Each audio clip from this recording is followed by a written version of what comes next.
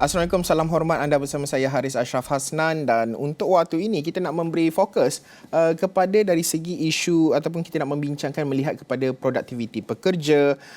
Apabila kita bercakap soal produktiviti ini, perlu kita recap apa yang berlaku sepanjang 2023 dan juga mungkin apa yang boleh difokuskan kerajaan pada tahun 2024 dalam kita bukan sahaja nak memacu dari segi produktiviti, tetapi kita nak melihat bagaimana ekonomi negara juga mampu ditingkatkan. Dan saya berbesar hati bersama saya di studio hari ini Profesor Dr. Balakrishnan Parasuraman yang merupakan Dekan Pusat Pengajian Siswaza Universiti Malaysia Kelantan UMK. Prof, terima kasih sudi hadir ke Astro Awani hari ini. Pertama sekali mungkin reaksi Prof melihat kepada sepanjang 2023 beberapa dasar diumumkan kerajaan. Kita ambil contoh NIMP, New Industrial Master Plan. Kita lihat kerajaan memberi fokus untuk memajukan sektor-sektor di dalam ataupun yang disebut sebagai konsepnya high growth, high value, HGHV ini. Sejauh mana dari segi kesediaan Malaysia dalam menyediakan kemahiran ataupun modal insan yang berkemahiran untuk memenuhi keperluan HGHV ini, Prof? Okey, terima kasih Cik Ashraf jemput saya untuk datang Astro Awani. Saya rasa yang high growth, high value tu, saya rasa perkara ini bukan perkara barulah. Saya ingat selama 20 tahun kita dah cakap tentang isu ni. Cuma tahun ini saya ingat kerajaan perpaduan dia serius lah. Sebab dia nak meningkatkan daya persaingan dalam ekonomi dan juga saya rasa fokus kepada SME lah dan mikroindustri. Saya banyak kali dah bagi tahu dalam mencapai high growth, high value tu, kita jangan lupakan kepada SME dan mikro. Sebab itu tunggak untuk bantu ekonomi negara. Banding dengan large company, dia tak banyak, dia dalam 2-3% je. Tapi yang 98% tu adalah SME. Tapi apa yang berlaku ialah kita tengok SME ni masih lagi labor intensif. Masih lagi tak gunakan teknologi. Walaupun kita dah cakap AI, artificial intelligence, tapi kesediaan tu mereka tak ada prasana untuk memperkasakan lagi tentang apa ni. Jadi kita cakap high value ni kita kena tengok ke bawah apa yang berlaku. Jadi walaupun dalam belanjawan, setiap tahun kita nampak belanjawan memang duit banyak diagihkan. Tetapi tidak ada pemantauan pada tahun berikutnya. Maksudnya pemantauan dari segi pelaksanaan. Yes. Serius pelaksanaan. Maksudnya kalau bajet dah mulakan, sepatutnya semua kementerian, menteri yang telah ditanggungjawabkan kena kena buatlah planning dan strategi berdasarkan kepada apa yang dicita-citakan oleh kerajaan. Jadi saya tengok high value growth ni ada kaitan dengan pekerja modal insan. So saya tengok dari segi pendidikan kita. Pendidikan kita ni masih lagi academic oriented. Masih lagi kita ke arah, walaupun kita dah cakap macam kemahiran, kita cakap occasional dan sebagainya kan. Tetapi masih lagi kita tengok di sekolah masih lagi tergunakan kind of not industry based lah. Jadi apabila mereka pergi ke sekolah, sekolah menengah, kita punya sistem tu kena ubah saya rasa. Jadi dia bukan saja satu kementerian, tapi semua kena berfikir semula dari peringkat sekolah sampai ke ini. Jadi dalam segi tadi yang Encik Afrah kata pasal ekonomi yang industri high impact lah saya katakan seperti aerospace, betul. Lepas tu industri-industri yang berdasar ICT. Sekarang ni banyak new energy, hydrogen, artificial intelligence. Sekarang ni orang nak kerja sendiri kan, all these inovatif. Saya banggalah baru ni ada pertandingan dibuat oleh syarikat Pro2 untuk menarik perhatian skill yang ada pada pelajar universiti dan mereka buat tandingan kereta ala baru. This kind of thing must wujudkan di peringkat sekolah dan pendidikan. Jadi saya rasa yang isu sekarang ni di peringkat nasional makro kita ada polisi yang nampak baik. Jelas lah. Maksudnya pergi ke down to the akar umbi dia macam mana. Kita tengok daripada negeri Sabah Sarawak. Kita tengok digital. Saya tengok internet masih lagi tak selesaikan. Jurangnya luas lagi, luas lagi. So kita kata high value, kalau kita pergi negara-negara Korea, Japan ataupun Taiwan, China, kita tengok infrastruktur ni sudah disediakan. Tak ada masalah, infrastruktur dah tak ada masalah di situ. No problem. Diorang boleh menghubungi satu sama lain. So I think dalam era digital economy, kerajaan perlu fokus kepada isu yang utama ni. Baru kita pergi kepada langkah seterusnya lah. Tetapi jangan tunggulah, tak boleh tunggu lama sebab kita dah zaman 2024 ni. 24 ni lagi mencabar sebab sekarang ni banyak syarikat banyak negara sudah pun ke arah itu tahu. Kalau tengok negara jiran kita pun sudah melangkah dan sebagainya. Contohnya sebagai kita auto industry. Tengok Thailand. Dia dah model-model kereta pun nak masuk Malaysia pun dah lambat masuk. Mereka sudah lain ke depan, kita lagi jadi saya rasa kita contohnya dulu kita memang auto industry memang kita one of the best lah. Best, ya. Katakan, tapi sekarang ni kita nampak negara lain pula ni. Jadi saya rasa dasar-dasar high value income tu kita tengok pada modal insan. Modal insan sangat penting. Sebab pelajar kita keluarkan dalam universiti katakan engineering, elektronik, bila dia pergi kepada syarikat SME tidak ada apa yang mereka pelajar boleh apply. Itu yang menyebabkan mereka ni berpindah ke Singapura dan sebagainya. Sebab Singapura ni sudah ada tahap industri yang boleh terima mereka. Jadi kita punya pelaburan kita melaburkan dalam mereka ni rugilah. Sepatutnya kita kena fikirkan balik. Saya rasa tengok holistic approach lah. Don't look at kawasan Lembah Kelang aja. Tengok daripada Sabah Sarawak dulu. Sebab Sabah Sarawak ni saya ingat dari segi natural memang mereka hebat. Dari segi ini tourism, dari segi semua tu okey. Jadi sekarang ni macam mana kita nak kembangkan, sebab di situlah bermulanya ekonomi itu kena berpusatkan kepada ada impact kepada rakyat. Jadi yang penting rakyat mesti menikmatilah kemampanan yang kita buat sekarang dasar-dasar itu. Jadi saya rasa pendidikan salah satu isu utamalah yang kita tekankan, tetapi masih lagi lah saya harap menteri yang baru dilantik, Menteri Pendidikan itu rombak balik seluruh polisi yang ada sedia ada. Adakah mereka mengikut apa hasrat industri? Contohnya beritahu, you belajar elektronik, electrical. Tetapi di industri ini sudah IN. Jadi pelajar ini keluar, dia tak boleh cope dengan. Jadi saya rasa lebih awal lagi industri masuk, jadi mentor kepada mereka dan mereka boleh train mereka. Jadi lepas mereka keluar nanti mereka boleh adapt dan adaptasi dengan itu. Itu satu isu di syarikat besar lah. Tapi syarikat kecil pula masih lagi lebih intensif. Masih digunakan sebab mereka tidak ada kewangan yang cukup. Betul. Itu yang isu gaji wujud tu, tak boleh bayar gaji minima, tak boleh bayar kita tangguh lagi. Betul. Actually by right, that issue tak wujud lagi dah. Patutnya kita boleh bayar lebih daripada gaji minimum. No need talk about gaji minimum lagi. Jadi saya rasa benda-benda ni kena dipercepatkan lah. Sebab kalau tidak, saya rasa belanjawan yang I think Encik Ashraf cakap tadi, pemantauan itu kena buat daripada awal lagi. Jangan kita tunggu. So jadi setiap kementerian kena bagi KPI yang mereka capai dan mereka kena bentangkan dalam pos kabinet ke apa yang mereka telah capai. Itu saya ingat satu cara yang baik. Betul. Maaf, saya mencela. Saya setuju berkenaan dengan dari segi pelaksanaan. Sekurang-kurangnya laporan itu perlu dikeluarkan oleh kementerian. Kalau tidak sebulan sekali pun, sebulan sekali mungkin agak sukar. Mungkin setiap suku 3 bulan sekali perlu update dan juga kemaskini. Tadi kita bercakap soal dari segi nak memenuhi keperluan industri, Prof. Academy in Industry itu antara inisiatif yang telah pun dilaksanakan oleh kerajaan. Bagaimana pandangan Prof melihat kepada Academy in Industry ini, pelaksanaannya, kerjasama antara pusat pengajian tinggi, institusi pengajian tinggi, Prof juga berlatar belakangkan ataupun dekan di IPTA, bagaimana sinergi itu perlu wujud antara institusi pendidikan tinggi, pemain industri, kementerian kerajaan dan sebagainya, Prof? Okey. Akademi Industri ini adalah salah satu saya punya cadangan dari awal lagi. Saya ingat tahun I think 2008 ke, masa saya dipanggil jemput di Astro Awani, lama juga kan, so more than 10 years. Waktu tu saya dah cadangkan dah. Maksudnya akademi industri itu maksudnya akademi industri itu kena masuk ke universiti. Saya punya cadangan ialah pelajar ni baru dia masuk tahun 1, tahun 1, 2, 3. Apabila mereka tahun 1 ni, kita dah ajar mereka cara how to apply the knowledge. Bukan mereka ni budak sekolah, bukan. Dia bukan belajar SPM. Dia adalah pelajar universiti. Pelajar universiti ni ialah, saya dah cakap dengan banyak my student, you are university student. You actually pre-employment. Jadi apa yang YB Rafizi bawa idea tu ialah, saya rasa idea itu sangat baik. Dia bawa itu kerana dia kata sambil bekerja you dapat degree. Dan sekarang ni banyak universiti telah ke arah itu. Macam kami ada satu program dipanggil UMKCE iaitu student boleh belajar, sambil belajar dia boleh dapat degree. Maksudnya student tu buat logistik, katakan. Dia bekerja dan bekerja. Dia belajar. Jadi dia boleh apply. Jadi immediately dia habis degree tu, dia boleh naik pangkat. Di situ gaji akan naik. Jadi trend-trend barulah. Jadi tapi saya sekali lagi saya nak bangkitkan sini, hubungan antara industri dengan akademia must very important.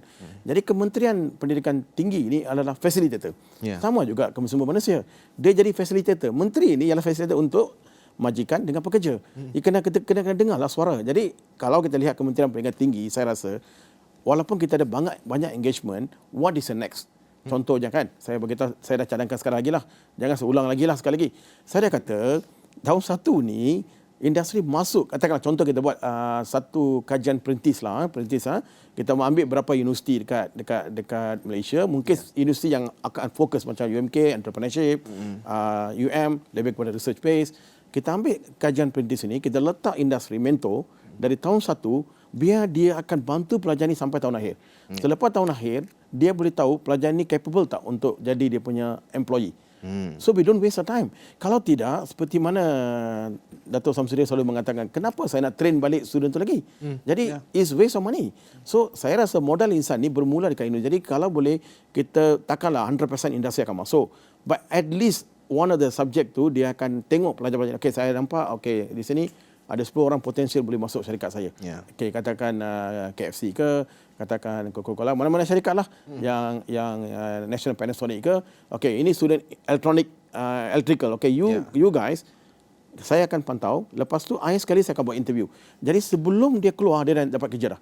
And then we talk about gaji premium. Sekarang apa berlaku? Ialah kita lepaskan dia orang. Bila lepaskan dia orang ini lebih kepada exam oriented, memory. Student universiti tak payah memory. Itu zaman SPM. Student universiti melaksanakan, tetapi aplikasikan. Tapi kita kena ubahlah. Lepas tu saya cadangkan kepada semua naik chancellor, sit down, discuss dengan menteri. Menteri kena duduk dan bagi alah tuju. Daripada wang yang diberi itu kena ada ROI. Okey, saya bagi allocation ini. Tapi tak boleh juga kita cut off the cost. Nanti universiti tak boleh jalan. Tetapi kita kena bagi banyak facilitate dia orang lah, saya rasa. Jadi Encik Ashraf, saya rasa tiba masalah. Ini alah baru, AI dan sebagainya. Saya rasa pelajar kita ni mampu buat, saya kata. Tapi kena pantau dengan baiklah. Jadi kita boleh kurangkan kadar employment itu, dan kita boleh salurkan mereka ke dalam industri, dan tak ada wujud lagi lah gaji minimum. Mungkin industri boleh bayar lebih dari itu. Sebab graduan ini tak boleh bayar gaji minimum. Mereka tak layak pun gaji minimum.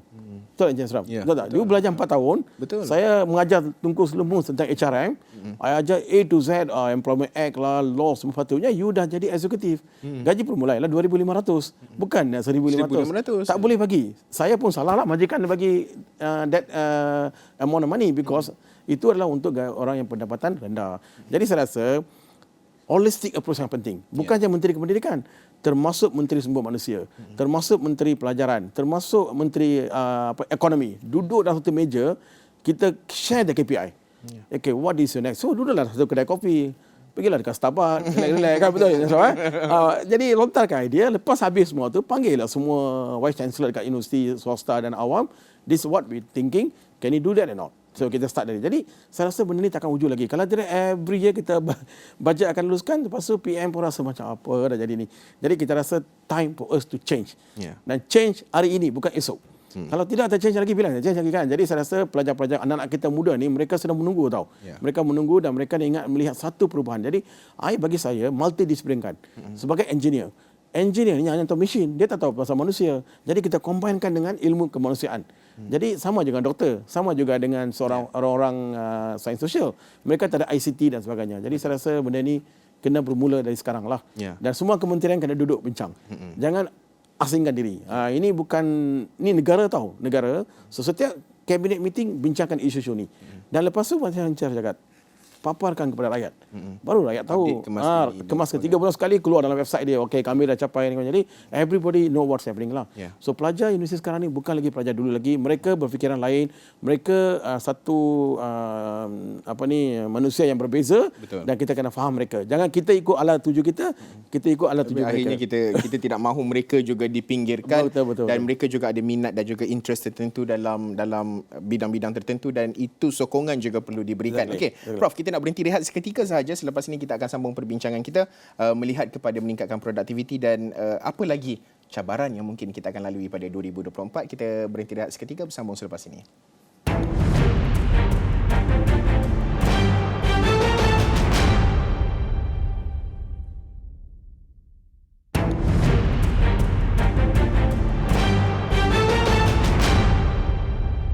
Bertemu kembali, kita masih lagi membincangkan soal meningkatkan produktiviti pekerja dan memacu ekonomi negara.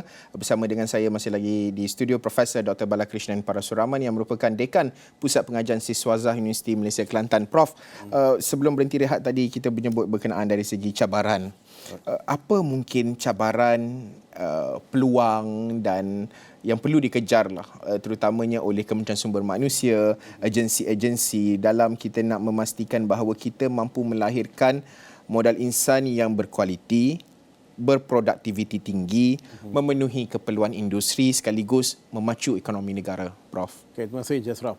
Saya rasa macam ni, mungkin masa-masa lalu kita mengoperasikan setiap kementerian itu dalam bentuk berbeza. Ya. Tapi sekarang ni, the demand is there. Cabaran yang utama ialah pengangguran semakin meningkat di kalangan siswa, di kalangan orang muda tak minat belajar untuk pergi sekolah. Mereka anggap kalau saya belajar pun itu anggapan mereka. Ya.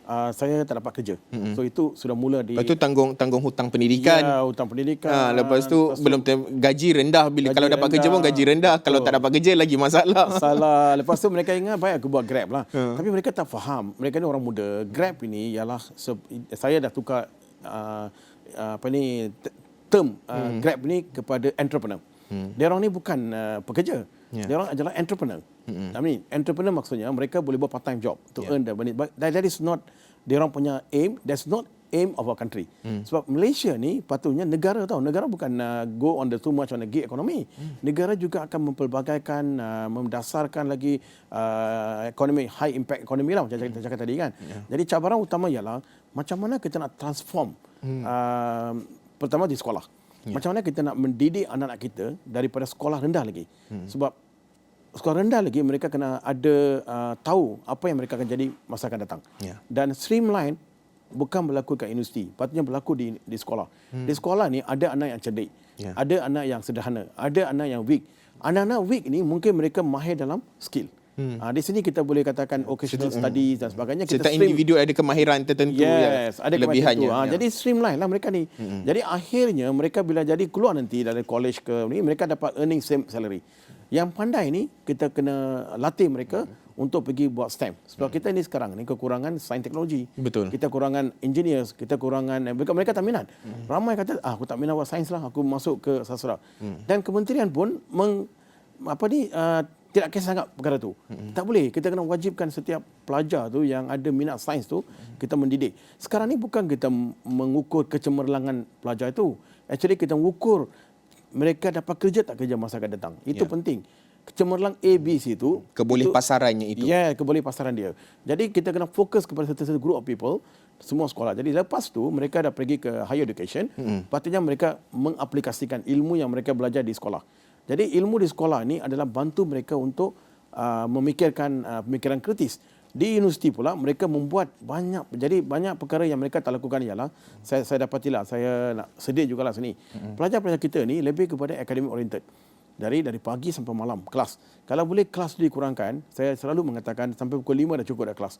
Lepas pukul 5 ni mereka ada leisure time. So that kita ni bekerja 8 jam pun tak larat. Kalau kerja 12 jam macam mana? Esok tak dapat kerja dah. Sama juga pelajar. Pelajar takkan sampai malam, lepas tu dia tak boleh sedia untuk exam. Jadi dia akan macam burn out lah. Jadi bagi saya, kurangkan yang lecture semua tu, biar mereka buat banyak independen dan mereka juga berinteraksi dengan industri. So saya semalam banyak kali saya mengatakan, even HR manager pun kena ubah. Jadi Kementerian Sumber Manusia pada hari ini kena duduk dengan Kementerian Pendidikan Tinggi untuk melihat ala tuju yang baru untuk graduan pada masa akan datang. Jadi tidak boleh diasingkan. Sebab dua-dua kementerian ini sangat penting. Dan Kementerian Kewangan pula kena support. Kementerian Ekonomi pula kena support. Sebab saya tengok Menteri Ekonomi dah lebih kepada talk about kemahiran. Dia dah pergi ke gaji dan sebab tu dia come out gaji progresif. Sebab gaji progresif dalam industri Syasraf ada dua jenis kategori pekerja. Satu tu bawahan. Itu gaji minimum. Betul. Pelengkap gaji minimum tidak boleh ditiadakan. Dia kena pergi juga. Itu tak boleh hapus itu kena boleh. Kekal. Gaji permulaan dan dinaikkan dari semasa ke semasa. Itu gaji permulaan. Gaji permulaan ialah industri ialah daripada berapa ratus. Dulu lebih kurang 700 ke bawah, naik 1000. Itu permulaan untuk golongan yang tidak ada pendidikan, yang mereka tak pernah pergi sekolah atau mereka golongan berpendapatan rendah. Berpendidikan rendah. Pendidikan rendah atau berkemahiran rendah lah. Of course Dari situ mereka pergi ke arah itu, tidak ada satu gap yang besar. Itu yang YB Rafizi membawa gaji progresif secara sukarela. Sebab tak boleh mandatory. Nanti mandatory, majikan habis lah. Siapa nak, macam mana majikan nak survive? Majikan kena dibantu oleh dari segi knowledge, dari segi bentuk pemikiran. sokongannya. Yes. Jadi dalam kategori pekerja kedua ialah mereka yang progresif. Jadi pekerja gaji minima ni takkanlah forever minima. 10 tahun minima akan datang minima. Jadi selepas 10 tahun tu mereka mungkin jadi someone assistant engineer dan sebagainya. Tapi yang masalah ialah gaji yang progresif ini sesuai untuk golongan-golongan yang graduate. Sebab dia ada kemahiran, dia ada academic qualification and dia boleh perform well. So dalam konteks hari ini saya nampak kita sudah ada PWS. Kalau Encik Ashraf tahu, PWS ini Productivity Linked Wage System. That means you bekerja dengan productivity. Sudah ada. Tahun 90-an MPC dengan Kementerian Sumber Manusia sudah ada. Kita kena activate lah semua tu. Jadi kalau kita gabung jalinkan gaji minima, PWS dengan gaji progresif, kita boleh nampak negara Malaysia ke arah cepat bangun. Tetapi dengan naik gaji pun tidak boleh menentukan syarikat itu cemerlang. Sebab yang sekarang kita tumpukan ialah syarikat itu. Macam mana kita transform. Sebab tu saya rasa setiap CEO, setiap HR manager kena hantar training untuk mereka fikirkan, kita nak bayar gaji ni dengan tahap yang begini, macam mana kita nak transform our syarikat. So kalau CEO tidak fikir ke arah itu, macam mana mereka menjana pendapatan. So these are the issue I think kena fikir balik semula lah. So academician must play important role. People like us mesti participate. Hari ini kita nampak, sorry to say lah, banyak profesor tak digunakan langsung dalam arena-arena polisi negara dan sebagainya. You go back to US atau Korea dan sebagainya. Korea ni mereka ambil profesor ni untuk profesor kepakaran mereka dalam menjana pendapatan di industri. Lepas tu kamu Encik Ashraf boleh nampak di US Profesor Rodman. Profesor macam company punya profesor tau. Sebab mereka mengambil even ke Germany, even dekat Europe, I was there for a few years in Europe. This professor ialah bantu syarikat. Dia sampai itu bantu juga dia akan macam jambatan lah. Jambatan antara industri, antara akademik. But in Malaysia doesn't happen. So saya rasa setiap kementerian juga mengidentify pakar-pakar dalam universiti, bantu mereka. Sebab menteri kadang-kadang mereka ni background mereka lain. Betul. Mungkin mereka tidak ada background dari segi labor, dari segi trade union, dari segi human resource. Jadi kita kena ambil pakar-pakar industri ataupun academician yang boleh bantu mereka. Kita nak bantu aja. Kita bukan nak kata nak buat apa-apa sebab kita ada ilmu. Ilmu tu kena bagi balik dengan inilah. Macam contohnya boleh katakan banyak TV kan dia orang bawa pakar-pakar bincang. Tapi di situ saja. Tapi kita nak bersama dengan industri. Contohnya kita boleh bagi nasihat kepada SME, how to transform your industry, how to make your industry digital, artificial intelligence, I value ke semua tu kena ada kaitan dengan semua tu lah. So itu yang saya rasa reformasi. Pendidikan. Reformasi sumber, sekarang boleh pakai perkataan reformasi. Reformasi pendidikan, reformasi sumber manusia. Ini dua ni penting. Reform, total reform. Prof, mungkin berbaki dalam kurang 4 minit perbincangan kita ini. Harapan dan juga apa yang Prof mahu lihat menuju tahun 2024 ini, terutama dalam kita nak mewujudkan peluang pekerjaan dan seiring dengan hasrat kerajaan, gaji progresif, pada masa sama gaji minima itu akan terus sentiasa ditingkatkan dari semasa ke semasa. Gaji progresif itu akan memberi impak yang besar kepada rakyat terutamanya. Pandangan Prof, aspirasilah sebagai warga pendidik juga, apa yang Prof mahu ingin lihat perubahan yang ketara boleh dilakukan pada tahun 2024? Okey, bagi saya 2024 ni kita masa pun tak lama lagi, seminggu lagi kita dah merayakan tahun baru. Every year akan berpindah lah. Tapi yang penting ialah setiap kementerian look back polisi yang sedia ada. Lepas tu look back the budget yang telah diberi. Dengan budget yang terhad itu boleh tak bawa high impact kepada setiap aktiviti mereka jalankan dan ada tak impact kepada rakyat. Rakyat ini termasuk pelajar, termasuk pekerja, termasuk majikan. Yang saya nak tentukan adalah majikan sangat penting. Sebab majikan kita jangan tepikan. Sebab mereka ini adalah enjin untuk menggerakkan menjana pendapatan. Bila pendapatan meningkat, maka mereka boleh bayar. Jadi saya rasa gaji progresif ini adalah satu baik untuk majikan. Sebab dengan gaji progresif, mereka boleh melihat produktiviti. Baseline. Tapi itu akan masuk dalam bentuk sukarela. It's okay, kita start sukarela. Lama-kelamaan dia akan jadi satu perkara yang penting. Macam gaji minimum kita start dengan mandatory. Mula-mula majikan tak accept awalnya. MTC pun tak happy. Tangguh. Sekarang tengok dengan ada, tapi kita kena ada satu jawatankuasa. Saya rasa kalau nak buat anything pun macam gaji progresif, kita ada jawatankuasa seperti jawatankuasa MPGN nanti. Dia kena ada tripartism. Tripartism ini maksudnya social dialogue. Anything kita buat kena social dialogue. Sama juga dengan Kementerian Pendidikan, kena social dialogue. Jangan kita menepikan pakar-pakar ini. Dan saya rasa tiba masa gunakan pakar-pakar dalam universiti. So banyak profesor akan retire tak lama lagi. Termasuk saya juga 4 tahun lagi. Jadi kalau retire saya perugi. Mungkin someone will take us to for other country ke drain akan pergi. Tapi bagi saya we need to help our country. Jadi tiba masa ni setiap kementerian identify pakar-pakar, bawa mereka dalam konteks sebagai penasihat. So itu sama lihat immediately. Because certain industry you kena ada pakar daripada engineering, aeronautical. Sebab kita buat research now. Encik Afra, kita buat research. Kita tahu apa yang berlaku dekat China, apa yang berlaku dekat Eropah. Macam saya, I know what's happening in the labour relation. Apa yang berlaku dekat law dekat neighbouring countries. But I keep on going, update my knowledge. And I do a lot of research. Dari research ini kita akan combinekan. Lepas tu kita jangan look for the problems, look for the opportunity. Don't talk about problem. Kita tak boleh cakap problem lagi 2024, adalah opportunity and problem solving. Dan seperti mana kita setuju, KPI kena ada every 3 months. Hari ini kita dah cakap benda tu. Saya rasa setiap kementerian, I think PM kena monitor. Bagi saya, PM sebagai ketua negara, beliau bertengku selumbur serang. Tengok beliau pergi ke luar negara mencari pelaburan. Di samping kita terima kasihlah. Tetapi di samping itu juga beliau juga ada post cabinet meeting. Beliau kena tanya, bentangkan apa yang progressnya. Yes. Dan setiap menteri itu memang mereka ada pakar. Mereka bukan simply dilantik. So mereka dilantik kerana mereka boleh sumbangkan balik. So sekarang ni kita jangan tunjuk jari, kita tengok apa kita boleh buat. Dan turun padang. We have to go to akar rumbi, talk to the micro. Micro, what is the problem now? How can we help you? Pergi duduk kedai kopi. Kalau saya minister duduk kedai kopi.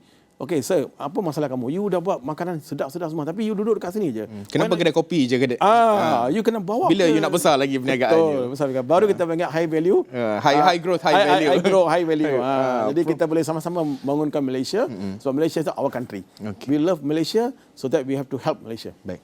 Prof, seronok sebenarnya, rasa tak cukup masa. Memang kalau dengan Prof Bala ni, kalau nak berbual memang kena, kadang-kadang tu kalau sembang kedai kopi tu mungkin beberapa jam boleh duduk di kedai kopi saja. Prof, terima kasih kerana sudi hadir jauh daripada Kota Baru datang ke Kuala Lumpur. Terima kasih Profesor Dr. Balakrishnan Parasuraman yang merupakan Dekan Pusat Pengajian Siswaza Universiti Malaysia Kelantan UMK yang berkongsi pandangan cetusan idea menuju tahun hadapan 2024 dari segi cabaran dan juga pembangunan secara keseluruhan, terutamanya melibatkan modal insan negara. Terima kasih sekali lagi Prof, dan sudah tentu banyak lagi laporan dan juga cerita kupasan yang menarik akan kami bawakan di Astro Awani. Sekian saja untuk waktu ini. Saya Haris Ashraf Hasnan. Assalamualaikum. Salam hormat.